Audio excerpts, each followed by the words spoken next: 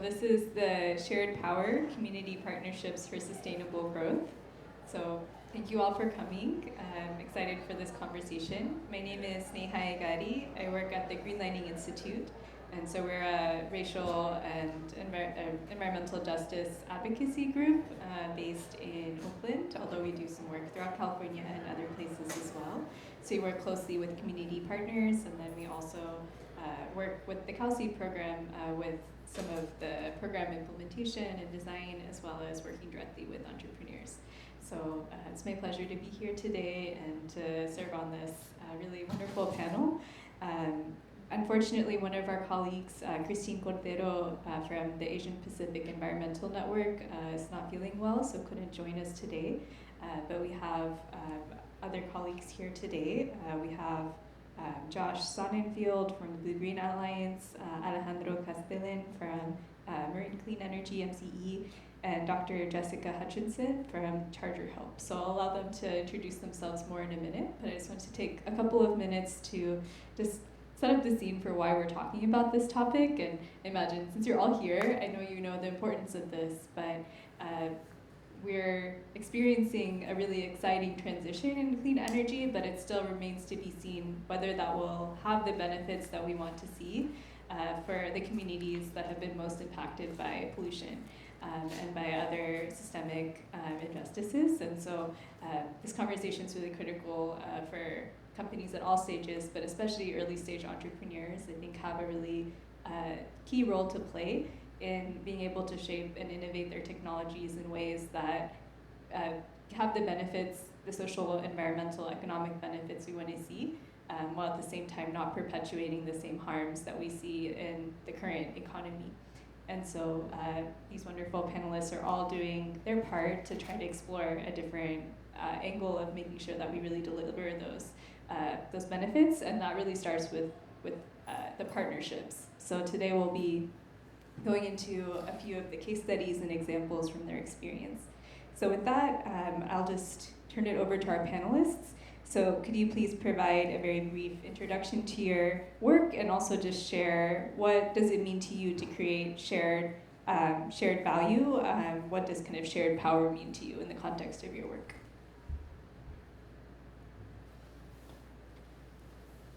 I can start. Hi everybody, thank you for being here. My name is Alejandro Castelan. I am with MCE. MCE, if you don't know, is a local not-for-profit electricity provider, and we procure energy by purchasing it or building our own plants. We also do offer a lot of programs, which is sort of what I'm representing today, that are implemented programs for our customers. Purchasing energy has become much more expensive, so a lot of the question now becomes how can we reduce energy on the demand side. So my job specifically is designing programs, specifically demand response, DERs, energy efficiency and electrification. How do we get that into people's homes? My specialty specifically is building efficiency and electrification, so I can talk a lot about that specifically, some projects that we have going on and some lessons learned. My name is Jessica Hutcheson. I'm the VP of Learning and Development for ChargerHelp. At Quick we fix broken charging stations, but we do that in some very innovative and creative ways. We are actually a technology company that provides a wealth of data and has developed a proprietary software that actually does analytics and helps people enter into this workspace to go out and fix charging stations. My role within the company is to carve out and develop our learning and development department that is looking at equitable ways to invest into communities that have traditionally been left out of this game, to help them upskill and level up and learn what it means to be involved in the green sector, and possibly join us in this infrastructure rollout for charging stations, learning how to fix broken charging stations. Glad to be here today. Hey there.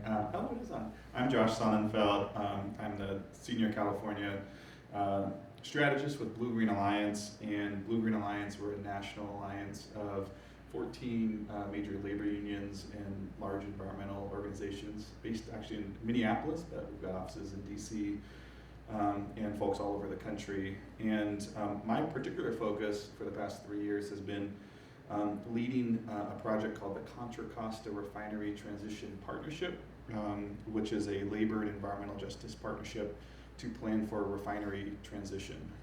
We were initiated after the the idling of the Marathon Martinez refinery in Contra Costa County early in 2020. That resulted in the loss of 750 jobs, including 350 members of the United Steelworkers Union. That was really this wake-up call for us in Contra Costa County of, that the energy transition is going to have impacts on fossil fuel workers and on communities that are dependent on the fossil fuel industry. Some of the snapshots of that, we actually did an academic study with the UC Berkeley Labor Center. UC is here everywhere. Yes, it's turned out to be the first ever study anyone had ever done on fossil fuel workers after layoff. And we learned that a year after layoff, 24% of workers were still unemployed. And those that had secured new employment, on average, had about a quarter reduction in their wages. And lots of stories of loss and mental health challenges, and so there's really challenging a lot of the narratives about what actually happens to workers after layoff, and helping us to craft strategies to support workers and communities in the transition. And so, so this question of why is this sort of shared value important? I'm here like most of us because I want to take action on climate change. I'm a parent. I've got 2 young kids. I want to move at the pace and scale that's necessary, but it also has to be durable. And that's the part that I think about, is if we're moving fast, but we're not bringing everybody along, is it actually going to last? Or are we going to get setbacks? Are we going to be able to continue at the pace that we need to? And so we just had Climate Week last week, right? And I was thinking back 10 years ago to the first Climate Week. I was working at the Sierra Club at the time. And I remember the slogan. Was anyone there at Climate Week 10 years ago? With the original climate march, I think it was 100,000 people. I figured somebody else must have been there. I'm sure someone else in the conference. But the slogan was to change everything, we need everyone. And that really sticks with me. I really believe in that. And so I'm very place-based, focused on that in Contra Costa County. But thinking about this more broadly in terms of the clean energy transition, how can we ensure that we're bringing everyone along with the process, that we're creating good quality jobs, that we're addressing long-standing environmental justice issues, equitable access to quality job issues, right? That's really, I think, a big part of what our panel is here for today, to talk about how can we all move together to make this transition, move at the pace and scale that's needed, but also be durable so that we don't get, so A, it works well for everyone, but also B, so we don't get political pushback. And I think sometimes in the Bay Area, at least speaking for myself, we sort of live in this bubble where sometimes we forget, that the potential of politics to shift the other direction is very real. And we see this around the world, and we saw this in our own country in 2017, I think I blocked that out of my mind. Right, economic populism, there's a real danger and a real threat if people don't feel like they're coming along with the process. So I'll land it on a more positive note than that, which is that we have the incredible tools of the Inflation Reduction Act, the bipartisan infrastructure law, community benefit plans, so many wonderful examples that we're talking about here in the conference today, and that we'll be talking about, I'm sure, on our panel as well, about how we can all work together to make sure there is this shared prosperity. But we need it not just because it's the right thing to do, because it's the necessary thing for us to do to get where we're going. Thank you all, and I appreciate you all lifting both the challenges and also the opportunities we have at this moment.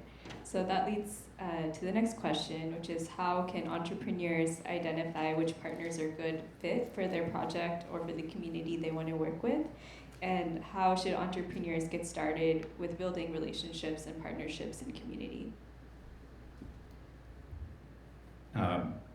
So I think, and I don't think I answered maybe the last part of the question from the other one, but I do want to start with that, which is shared value. What does that mean, right? Because I can tell you what MCE values, I can tell you what I value, maybe even what our customers value, but that really depends really on which community you are servicing. And so the hard job then becomes, how do you find that out, right? How do you go into the communities? How do you have that conversation with what is that they value?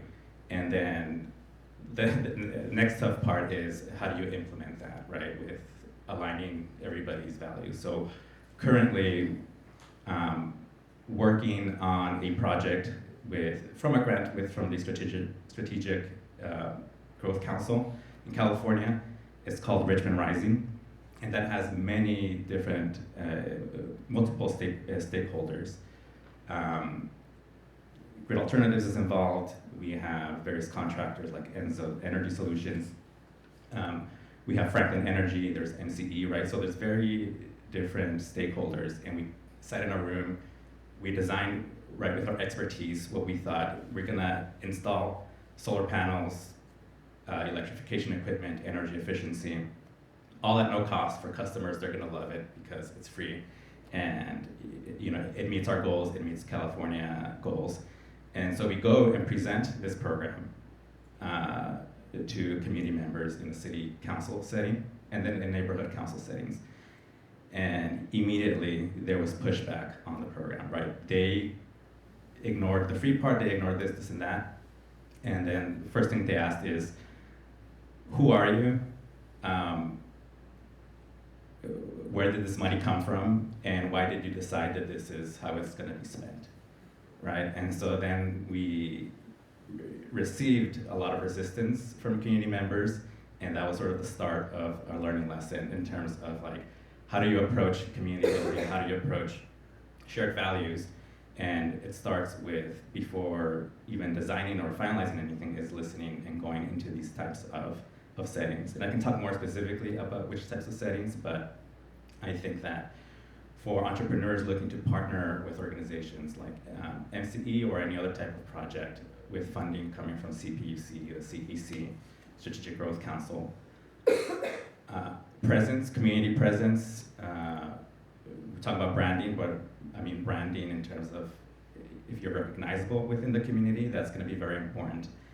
And experience working within those communities is going to be super, super important.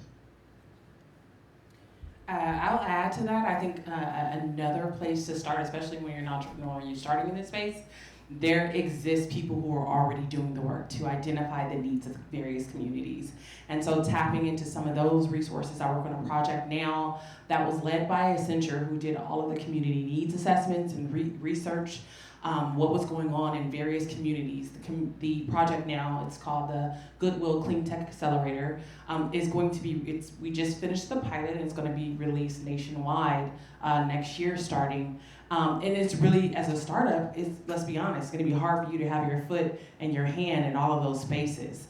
And so it was important for us to tap into the research, to the conversations, to the work that had already been done to figure out and map out the needs of these communities, and then bring us alongside of them to say, hey, can you fill in the gap? And so as a part of that pilot, we now provide training across several states that are helping people in various communities of people who are either unemployed or underemployed, upskill and get certifications. We work alongside of Grid and Block Power and some others to provide these certifications to communities that had already been identified and assess what their needs were. And so I think that's important to say, hey, I may not be able to do it right now as a startup, but I still need to know what this community has need of. On a smaller scale, we just opened up our South Los Angeles training hub. It's one of the only agnostic training hubs for what we call OEM charging station manufacturers in the nation right now. And so we opened our first one up in South Los Angeles, and it was important for our CEO and our co-founder to literally open this space up to that community. So before we decided to put our name on it, we literally did some door-to-door walking and talking to the community about who we are, what we do, and how we want to best serve the community, and then grow from there. And so we don't want to overlook the opportunity to be a human and have the human-to-human connection with people in the communities that we're working and that we're building and that we're trying to grow from. And so I think that's important.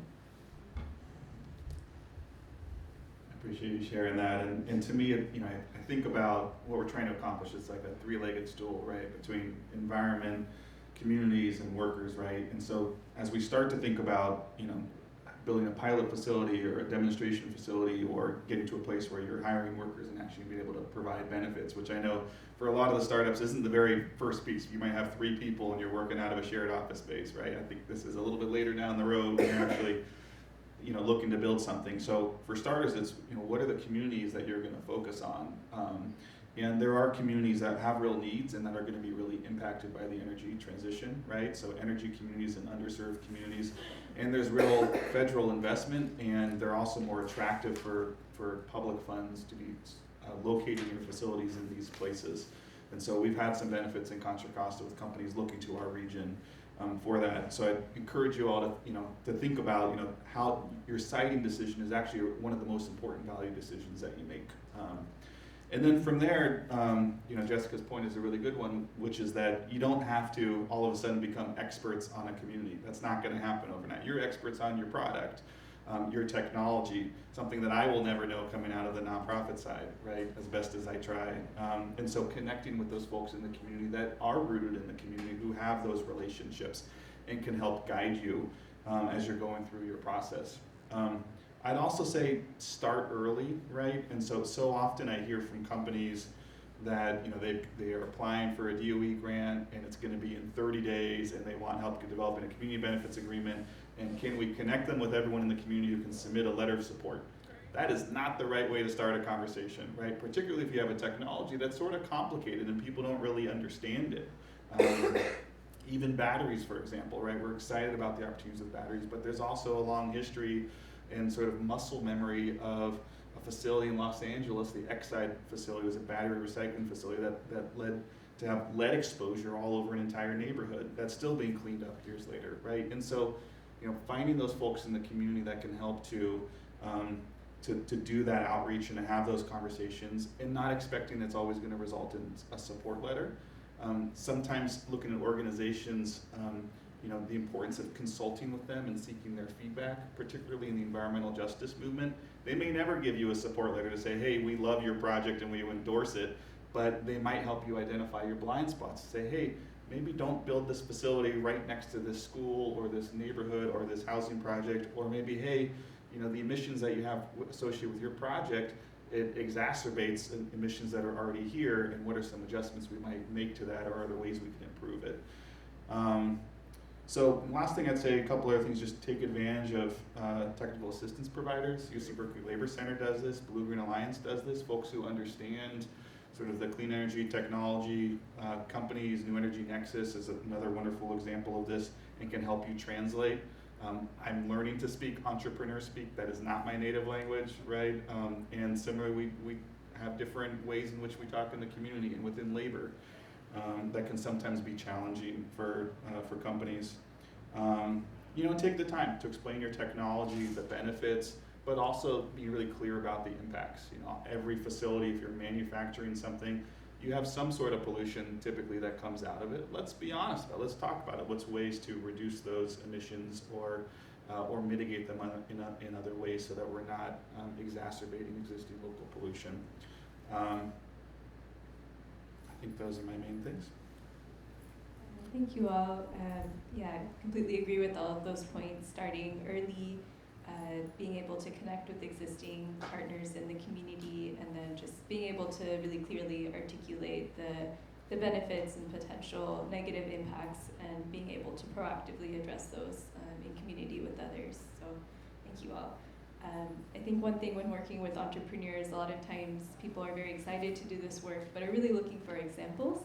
So my next question is, can you share examples of successful partnerships between entrepreneurs, nonprofits, agencies, and communities that have helped address energy inequity in your organizations or communities? I can talk about a couple, two different types of scopes. One has to do with workforce development, and the other one just implementation. So I'll talk about the implementation first, and that's what I'm currently involved in, right? I've mentioned direct implementation programs that seek to deploy various technologies into people's homes, commercial buildings.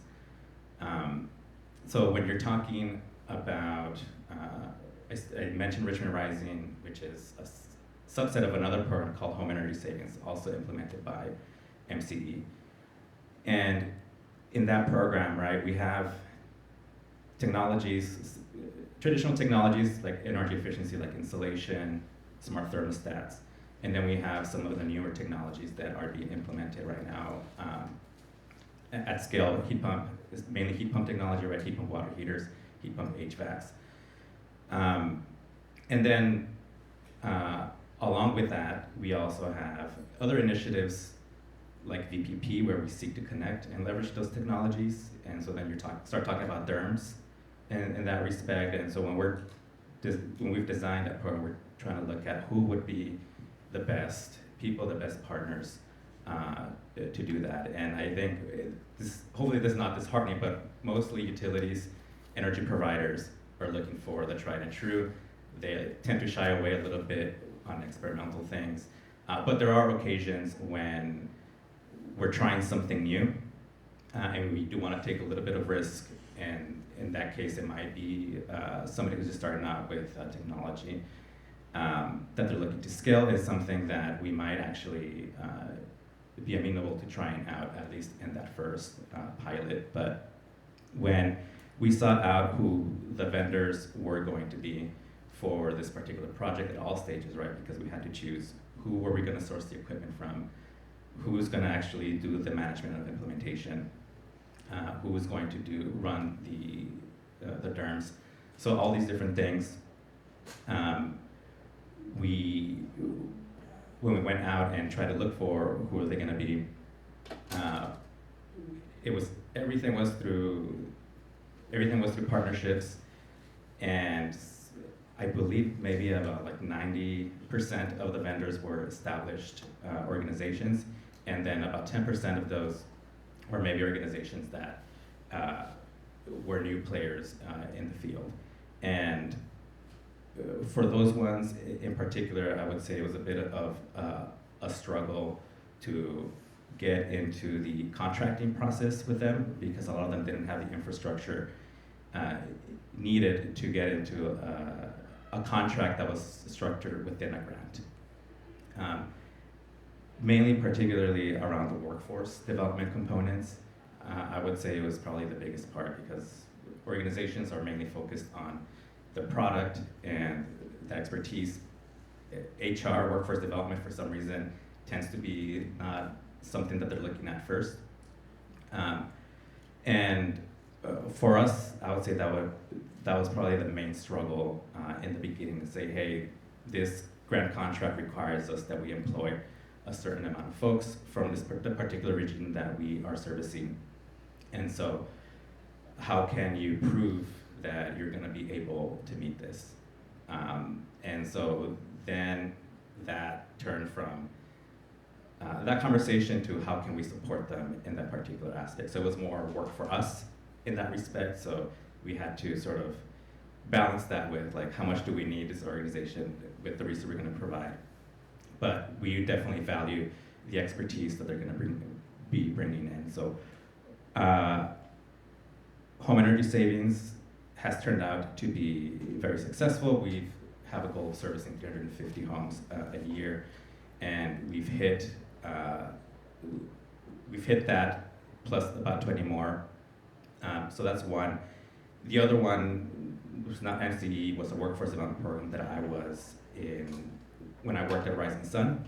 And that particular program we ran, it was called Climate Careers, and it actually sought to solve the issue that a lot of organizations had around workforce development, which is they don't have the resources, maybe the admin ability to take on some of these folks.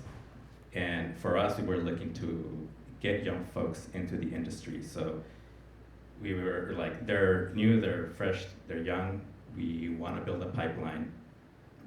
But they were like, we need somebody maybe experienced, maybe ready to go. And so how do we share the risk there? And so what ended up happening is we said, we'll provide the wages for folks coming in, and you have to agree to take them in to your work for a certain amount of time. Train them, and then after that specified amount of time, you can see whether you want to keep them or not. And we did that with about 10 different companies, and I think there was, in terms of success, about 50% I would call successful. The other 50% didn't. It wasn't like bad, but it just didn't work out. But all that, again, happening via conversations and connections that we have with different folks. There's a spider coming down. Oh, cool. I'm super allergic. I couldn't even focus. To all spiders? To all spiders. Oh. And I just saw it. And we're back. This is an environmentally friendly panel. Promoting biodiversity. I apologize. No, I actually just finished my game. Okay. Share responsive enough. So talking about successful projects, I'm actually going to give you guys a few examples. ChargerHelp, again, we're a tech company at heart. And so we start off with this journey to, our CEO is very firm on the belief that tech does not exist without people, right? It's great, but at the end of the day, it needs a person behind it. So we quickly realized we had to train people to do the work to utilize the tech. And so we developed a curriculum, we developed a set of objectives for our curriculum, and then we started to roll it out internally and train people. What happened was, everyone was like, hey, how'd you do that? How'd you do it so quickly with people who have no experience and foundation in this field? And that's kind of what has now spun up for our learning and development workforce department. And so now we have a wonderful partnership with Goodwill that I previously talked about to train other people to do the work that we've been doing internally. We can't do it all. When we get to 2035, we're all here driving electric cars, and we already know charging stations break. We're going to need more people who have access to this information, who know how to do it correctly without dying of electric shock, to go out and do this work. And so that's kind of the heart of this partnership with Goodwill. What works about it in terms of this project, it is definitely a shared responsibility. They share in the success, but they also share in the burden and the work. So we have very clearly, as a part of the pilot project, identified what we do, what you do, and we're moving toward. We meet probably weekly with Goodwill. And I'm talking about Goodwill key stakeholders who have the ability to make decisions. And that has really been super successful in identifying how we're going to work together, but more importantly, how we're going to make this work. And so when you're looking at forming partnerships, it can't be that thing that via contract on paper, we signed, we figured it out, and then they go bye-bye.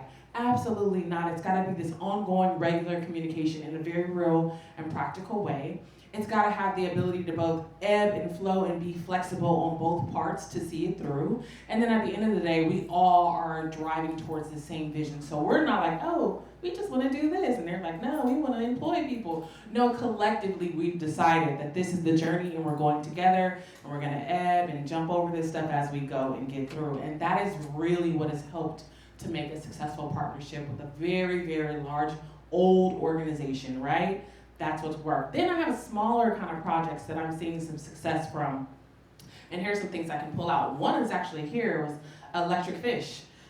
Because of our work in carving, creating, and developing curricula, we are now being asked by some of our, and I like to say family, anybody in the clean industry and this electrification and transportation side, some of our family are reaching out to us and like, hey, we got this engineering piece, but this people piece, we don't have that. And we need support with developing out what training internally looks like, what training externally to our communities looks like, and how do we really develop that in a way that's practical, that's based in learning theory, and that really is solid. And so now we're coming alongside of a lot of different partners in this space who are asking us to work with them in that endeavor. What is working is, number one, they're honest about what they can do and what they cannot do.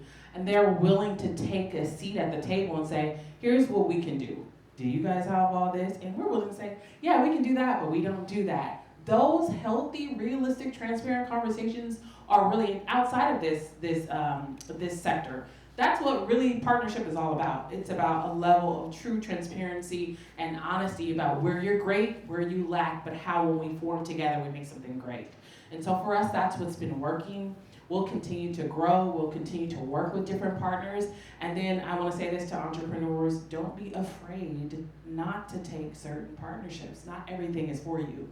And so we're very confident and comfortable in saying, hey, that's great, thanks for reaching out to us. It's just not what we do at this time, you know? And so I just wanted to make sure I shared that. And thank you for releasing the spider. No problem. Can I follow up with something that you said and also something that was mentioned in the earlier panel? Where I've seen some projects fail really has to do, somebody mentioned something about you go after funding, but then in the process of going after funding, you change certain aspects, maybe of your operations, and maybe at some point your mission, right, which is a terrible thing to do at the end of the day, but unfortunately also though, you do need to be adaptable and you do need to change, especially when you have many different partners and stakeholders, because everybody has their own processes, everybody has their own way of doing things, and when you come to the table together, you do have to find a way to make it work. But yes, be realistic, making sure that how much are you willing to change, and if you are willing to make that change, can you actually make the change? Do you have the competence, the expertise, the willingness to do it? Because yes, again, when I've seen projects fail is when a partner can't meet certain deliverables, and it's because they want to stick to their own ways, or they overpromised on something and then they couldn't deliver on it. Thank you. I think some of the themes that I'm hearing are trust, and building that trust really comes from being really honest, like you're saying, and like many of you were saying, just the limitations and also the goals, really aligning to a core set of values and connection, and then also taking risks and kind of being able to be okay with things not going exactly as planned, but just trying to work together and be as transparent and accountable as possible. The next question is, are there any specific partners or resources that you recommend for entrepreneurs getting started? And especially for very early stage companies, like in the CalC program, it's often one or two people who are just building out their idea. And so it's a really great time for them to get started, but it can also be a little daunting or intimidating.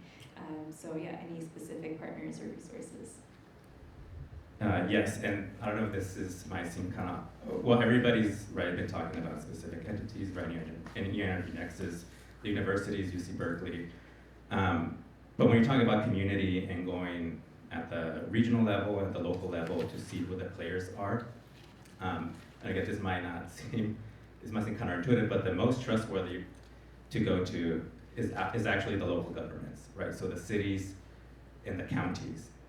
Nowadays, at least in the Bay Area, maybe Southern California, they're catching up a bit, but they all have a sustainability department. They have a sustainability manager, and those are the folks who, at least working with community organizations, they're either thinking of doing big projects in their cities, or they know and are very well connected with local organizations that they can point you to. So those are folks that I would go to if you're starting out in making connections when it comes to local governments. There's plenty of organizations. Just recently, we were doing a particular study, and they were seeking to interview community-based organizations just in the Bay Area, and they asked us, well, who do you know? And then we give them a list of 300 folks. So it's a lot of people, folks to go through, and so I think a good place to start a lot of times is with the local sustainability department. I'll add that, so at Berkeley, the UC Berkeley Labor Center, I mentioned this before, they are official technical assistance provider on community benefit plans for the Department of Energy. They are also doing technical assistance through an innovative zone we have in Contra Costa County called the Green Empowerment Zone, and we're currently raising funds, finger crossed, to spread that across the entire East Bay, from San Mateo, Santa Clara, Alameda, Contra Costa, and Solano County is a little bit more than just the East Bay. But we also just want to help between Berkeley and Blue Green Alliance, New Energy Nexus, of course, and specifically where our expertise is on understanding labor and the community relationships. That's a piece that oftentimes the local government may or may not quite understand. So, there are real requirements and expectations in federal and state grants around project labor agreements, prevailing wage, opportunities around labor neutrality, partnering with manufacturing unions around apprenticeship programs. And this might be a foreign language to startups trying to figure out, what does that mean? What is a project labor agreement? Who do I go to? Why is that valuable for me, right? Labor neutrality might sound a little scary at first, right? Of like, oh gosh, like we're going to be a represented facility. But then once you start to realize that means that you can have a partner to work with in terms of building an apprenticeship program and addressing your workforce outreach and retention needs. Hearing from folks like Derek at Gillig talking about his retention, just astounding retention rates. That's because they're a union facility and they're good jobs, right? And so a lot of the public funding is looking specifically to create stories and outcomes like this. And so this is a particular expertise that the Labor Center has, that Blue Green Alliance has as well, and we want to be a resource. It can oftentimes be challenging looking at the labor world and saying, well, what union represents these workers? Where's the steel workers and the electrical workers and the auto workers and the communication workers and then the laborers and who does what? We're here to help. This is short of it.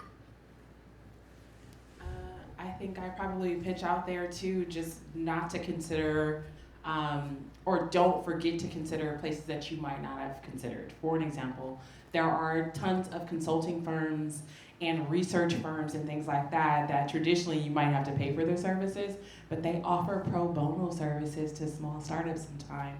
And so we've done some work with Accenture and EPRI and some of the other big game players in this industry just by asking.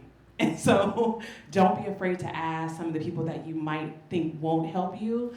They sometimes can and are looking for other startups and entrepreneurs to get involved and to ask for their support. Also, I'll mention a very specific plug for the lab.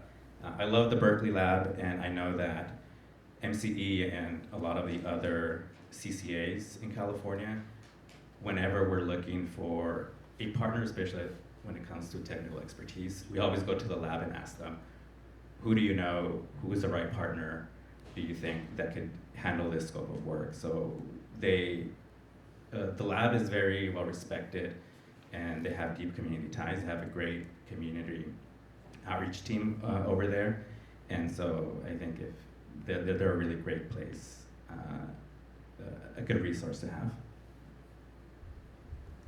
Great, thank you. I appreciate all of those specific resources that are close by the local universities and institutions, as well as some more unexpected partners as well. And I really appreciate your point, just asking and seeing a lot of people are willing to help, and I think there's a lot of support and community. And I think also one of the areas that I've been seeing that's been encouraging is more and more communities that are dedicated to helping support and uplift the leadership of underrepresented groups like BIPOC and women founders especially, given the challenges in general of being an entrepreneur and the added challenges that those groups face. So there's several really great resources out there, like Women of Color and Sustainability, and a lot of other great communities that are forming to really help support. And I think as startups, regardless of if it's more of a business-to-business model or whether it's more direct community focused, I think that workforce and then also just having the diversity of the team in mind in the future will really create a stronger team. So I encourage folks to also look into resources like that. And I think through the CalSeed program, there's been a lot of focus on that as well. And so there's been, if you're interested, there's a lot of trainings and a lot of materials and blogs and other things that can help just broaden the network as well. Great, so I think that leads us to our last question. Just any final thoughts or advice from the panelists?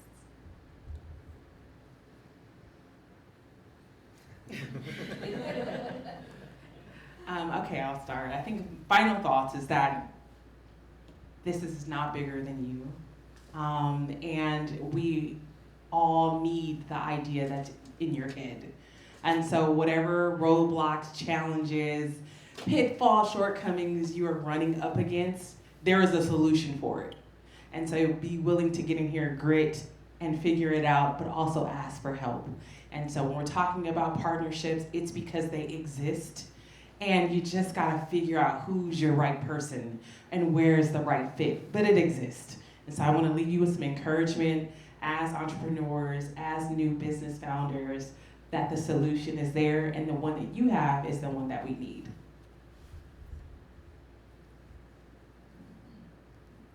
I don't know why, but I think just some very, very basic things.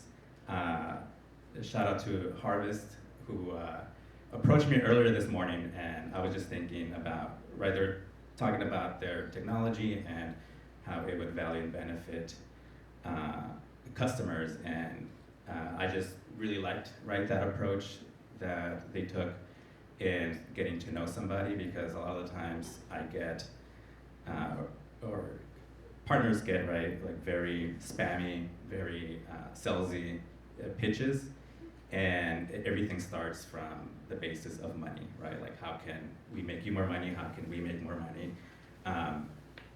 And it maybe doesn't start from the customer perspective, and then broadly doesn't start from the community perspective. So I think whoever you're trying to approach, see who they're serving, see who their customer base is, see who is their community that they service, and see what is their value, what is it that they're trying to solve for, and approach it from solving that.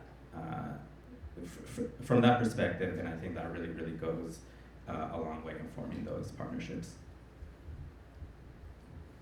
Yeah, and I'll just end on a positive note, which is, does anybody follow folks from DOE on LinkedIn? They're incredible communicators, right? And very intentionally so on the storytelling piece, because it is so critical.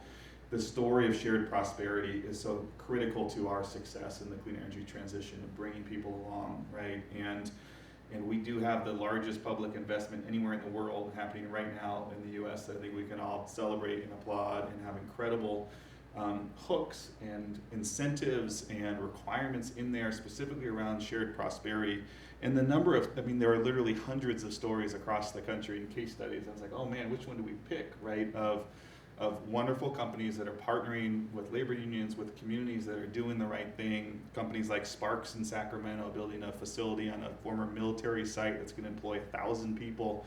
Partnering with the auto workers, who's then bringing in millions of dollars additional for the workforce funding. Companies like Gillig, right, who are retooling for the new clean economy, and supporting their union and their community in the process, and sticking here in the Bay Area in California. Thank you, right? Folks on the nonprofit side like Grid Alternatives, that's working on a community solar and storage project in Rodeo, a refinery community in Contra Costa County, partnering with labor on that project, and the environmental justice community, which doesn't always happen in our county. The list goes on. So it's a really exciting moment, and there were some numbers that came out recently that said, for the first time, the union rate in clean energy is actually higher than in the fossil fuel industry. And that's huge. That's huge, right? Yeah. And so thinking about working people and everywhere, and the fears of like, what's the economy that we're moving towards? We're showing that the new economy can actually be better than the old economy. And we all have a role to play to help encourage that. And I know you all are already doing it, so I want to say thank you for that. Another stat was that clean energy jobs are growing twice as fast as the overall economy. So, we're on the right track here, but the shared prosperity, these partnerships are really at the center of that. And, so thank you all for your leadership, and looking forward to continuing to roll up our sleeves together. Thank you. Yeah. And with that, we have some time for questions from the audience.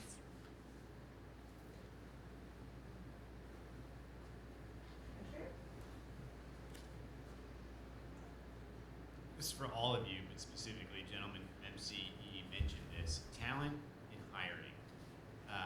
Obviously, there are two camps. You've got a technical camp and a non-technical camp, and you need both sets of skills to grow businesses generally, but also in the clean economy. And I, as a former entrepreneur, and also dealing with more local businesses, have experienced and heard that finding young, motivated talent is harder than it should. And I wonder how you all have leveraged the vision, the reality of the clean economy being this new opportunity that is vast to attract talent. Have you done it? Where do you find folks? What sort of roles are you looking into? And are there success story?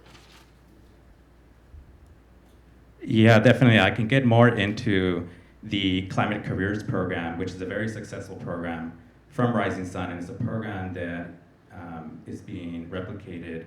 They just got entered into a partnership with the Bay Area Regional Energy Network, and they're trying to also partner with other regional energy networks to take their model across California, because currently it's only in the Bay Area. But essentially, you take young people.